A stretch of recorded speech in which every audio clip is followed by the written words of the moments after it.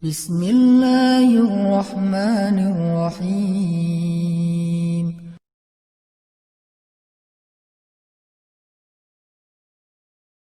Allah Maha Pemberi rezeki. Kita nggak boleh khawatir. Kalau kita, apa arti yakin dalam bahasa Arab? Istilahnya apa?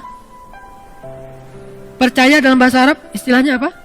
Iman. Iman itu dari bahasa aman, yang artinya nyaman. Tidak ada rasa gundah, tidak ada gangguan, tidak ada zilzal, guncangan, tidak ada raib, keraguan-raguan, aman.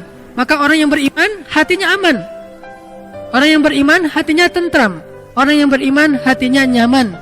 Kalau kita yakin bahwa Allah Maha Pemberi rezeki, maka kenapa kita merasa takut? Kenapa kita merasa sedih? Kenapa kita merasa khawatir? Kenapa kita merasa gundah? Kenapa kita merasa was-was? Kenapa? Berarti kita tidak benar-benar yakin Allah Sang Pemberi rezeki. Kenapa khawatir? Allah kan yang ngasih rezeki. Kenapa kita harus ngebela-belain banget sesuatu yang Allah benci? Kita ambil sesuatu yang Allah larang demi mendapatkan sesuatu nasi, katanya ikhtiar. Padahal Allah yang memberi rezeki, bukan pekerjaan, bukan seseorang, bukan siapapun, tetapi Allah lah yang memberi rezeki. Sehingga orang yang yakin kepada Allah bahwa Allah itu Maha Pemberi rezeki, dia tidak akan, pikirannya itu nggak akan kemana-mana, nyaman.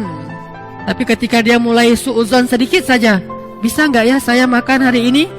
Berarti dia sudah suudzon kepada zat Allah Sang Maha Pemberi rezeki. Kalau saya nanti nikah, saya bisa ngasih makan nggak kepada istri dan anak-anak saya? Asa ayyughniyahumullah, kata Allah.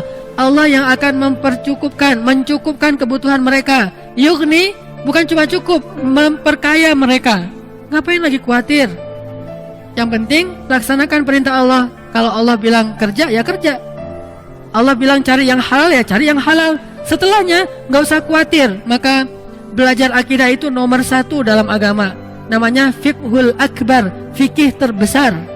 Baru setelahnya ada fikih asghar, yaitu ibadah dan muamalah.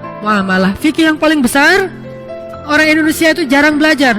Baru masuk ke musola, ke masjid, anak kecil baru TK atau SD langsung diajarkan tentang sholat.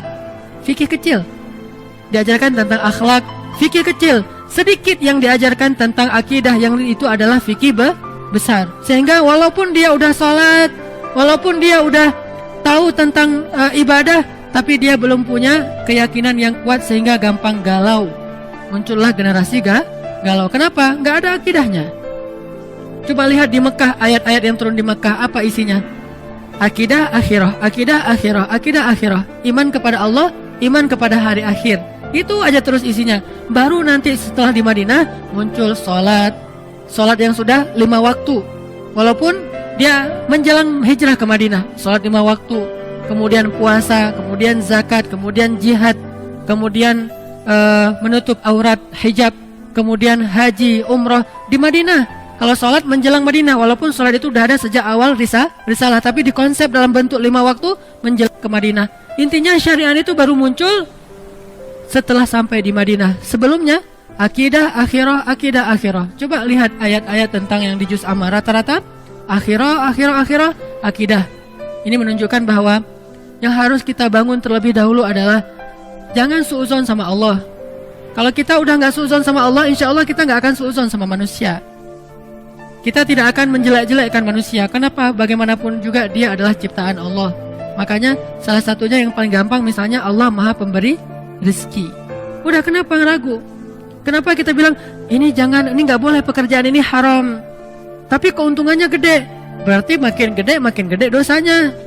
Udah, tinggalkan saja pekerjaan ini, ambil pekerjaan lain yang halal. Terus saya mau makan apa? Nah, ini yang nggak yakin sama Allah nih, iftira. Ini suudzon sama Allah. Kalau misalnya dikatakan ini haram Ustaz, haram. Tanya lagi ke Ustaz lain, Ustaz ini halal nggak? Haram. Ustaz ini halal nggak? Haram. Dalilnya jelas. Ya sudah, mulai hari ini juga saya langsung akan resign. Saya akan minta berhenti. Bahkan uang pensiunnya pun saya nggak berani makan. Kalaupun saya ambil, saya kasih ke fakir miskin, tapi saya tidak akan makan. Kenapa? Saya tahulah Allah yang Maha Pemberi rezeki. Falima syak. Lalu kenapa ragu? Kenapa was-was? Kenapa khawatir? Gara-gara kurang yakin kepada Sang Pemberi rezeki.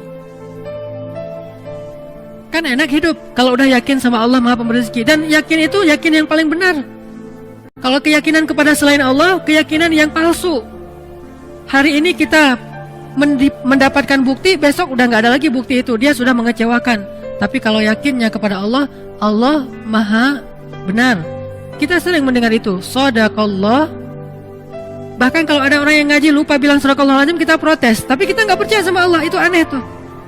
Ada orang ngaji, kan Shadaqallahul-Azim itu bukan bagian dari ayat ya. Jadi kalau kita habis ngaji bisa bilang Shadaqallahul-Azim itu dengan keras atau pelan. Gak harus Shadaqallahul Azim. Itu kan qori. Kan kita gak harus gitu.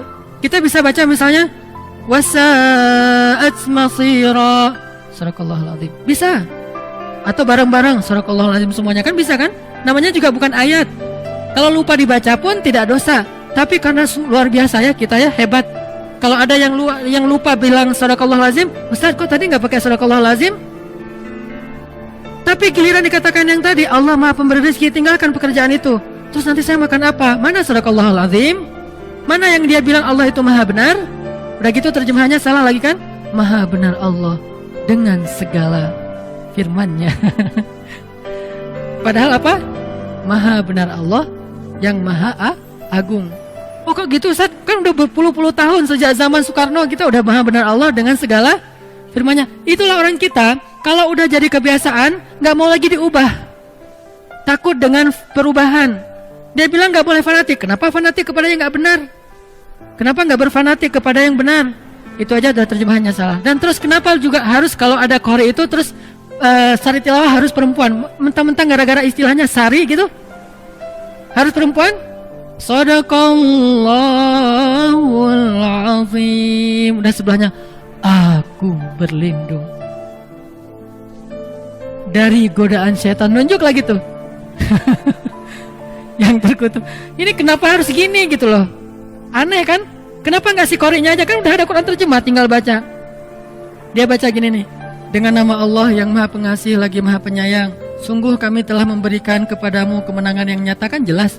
Kenapa harus ada dua orang? Satu laki-laki, satu perempuan. Bukan muhrim pula.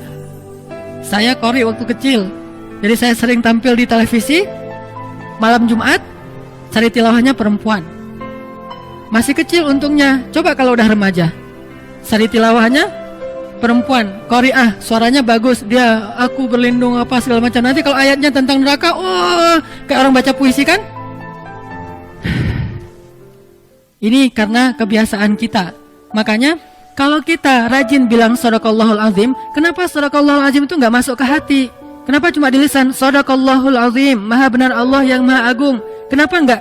Oh benar tuh, memang benar, ayat itu memang benar. Memang Allah Maha Razzaq, memang Allah Maha Rahman, memang Allah Maha Ghafur, memang Allah Wahhab.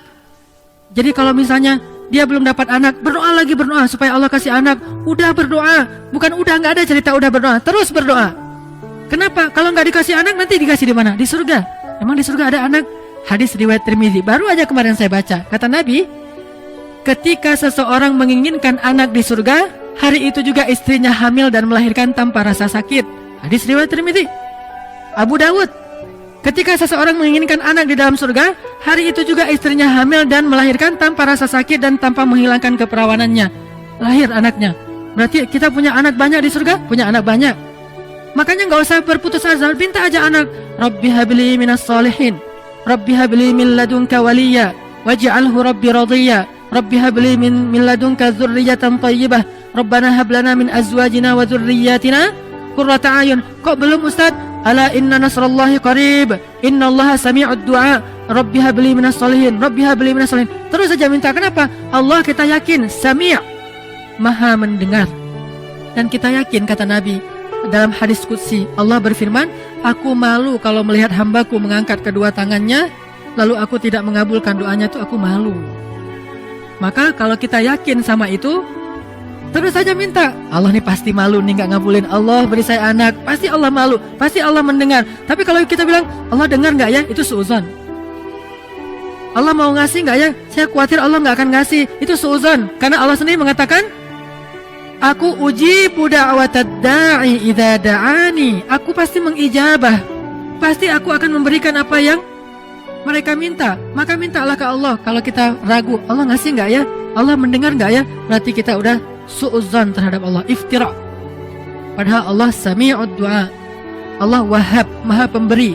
Allah syakur, maha menghargai. Allah razak, maha memberi rezeki. Ini gak boleh kita ragukan sedikit pun, sampai nanti kita malah bersuudzon kepada Allah. Mengurangi hak Allah itu gak boleh.